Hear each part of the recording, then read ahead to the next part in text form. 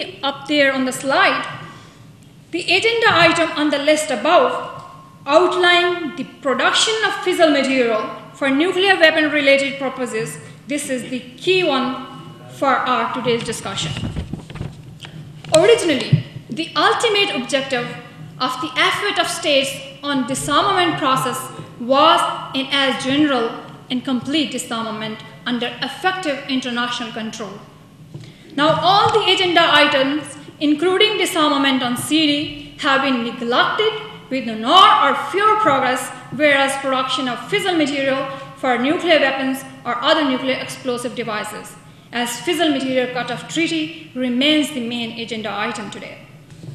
Depressing truth is that a CD remains in deadlock with many problems and difficulties, such as disagreements among the member states on CD agenda, production of fissile material for nuclear weapons or other nuclear explosive devices, nuclear disarmament, and a pact to prevent an arms race in outer space. Additional empirical evidences show clearly that in CD it is strong, which basically dominates the weak, as was directed by realists. On the one hand, we are pressing FMCD, and empirical evidences show that within less than a decade, we have experienced a radical transformation in the international security environment. The states started altering their strategic postures and adopted a portfolio of strategic capabilities, including missiles defense and advances in conventional strike assets, and to size the nuclear force to make it consistent with 21st century realities. For example, Russia directed at US and its allies, despite US and Russia collaboration in areas of common interest such as counterterrorism, nuclear security, and non-proliferation, Russia continues to modernize its strategic nuclear forces. Russia has placed significant emphasis on nuclear weapons in the national security policy and military postures. Along with Russia, China continues to attach great significance to their nuclear forces and their modernization and expansion, including world's largest known strategic nuclear arsenals. Chinese near-term focus on preparing for contingencies in Taiwan Strait, including the possibilities of US intervention is important motivation behind its modernization. Chinese such postures seem not only altering the East Asian military balance, but also leaves far-reaching implications beyond the Asia-Pacific region.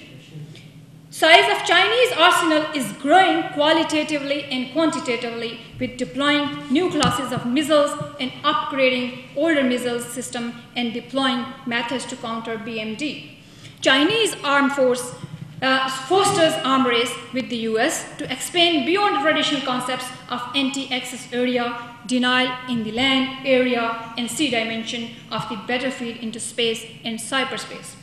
Both the UK and France have rejuvenated their nuclear complexes and maintained their nuclear forces well in the 21st century.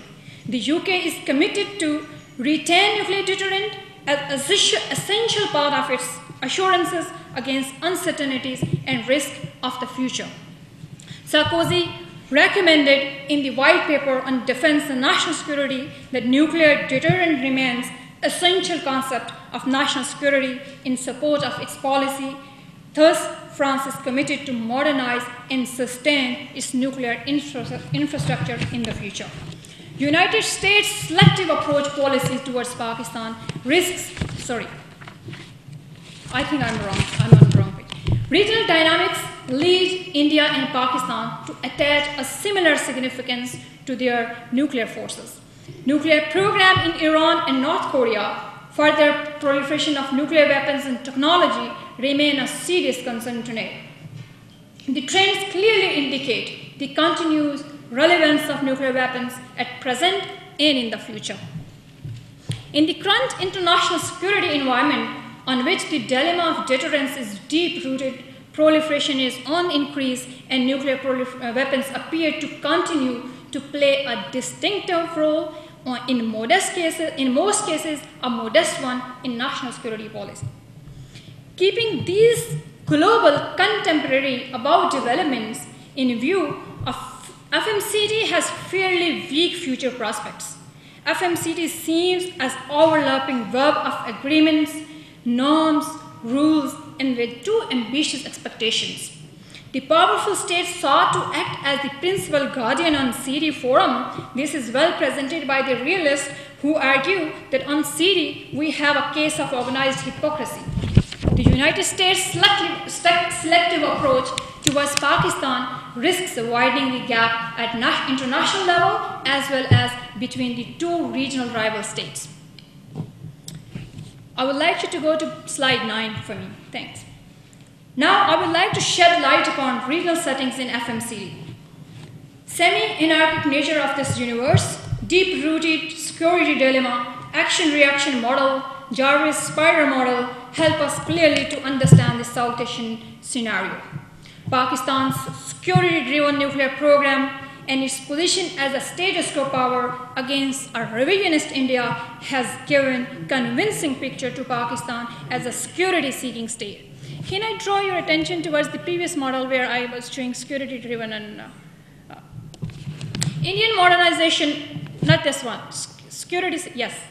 Indo-US nuclear deal, its alliances with international major powers are all indicators which give rich analysis to understand the nature of a greedy state in the regional settings which exacerbate Pakistan's position, threatens regional balance, and undermine regional security. Further, on the realist-guided discriminated US-India nuclear deal, which permits the United States to trade nuclear material, including fuel and information to India, with no requirements for India to dismantle its nuclear arsenal or join the NPT, has legitimized India's nuclear weapons program outside the NPT.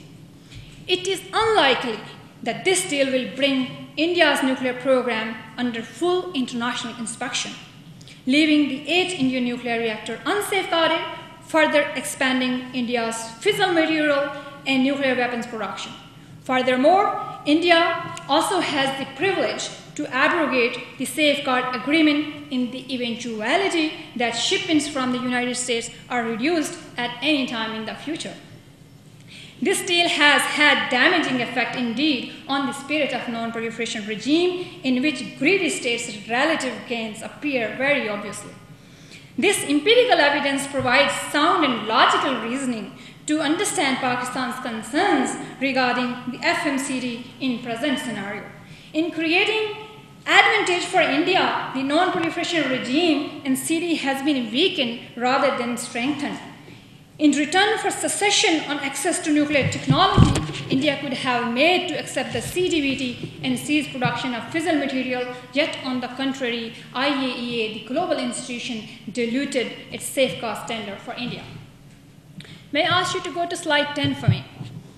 Now I would like to shed light upon domestic politics in FMCT. The argument here is that Pakistan's behavior is twofold. It has direct bearing on the perceived external threat from India and on international non-proliferation system, which is based on double standards, loopholes, as guided by the realist school. From the outset, Pakistan's behavior has been perceived on liberals' cooperation-based approach. Evidences clearly mark that Pakistan throughout relied on international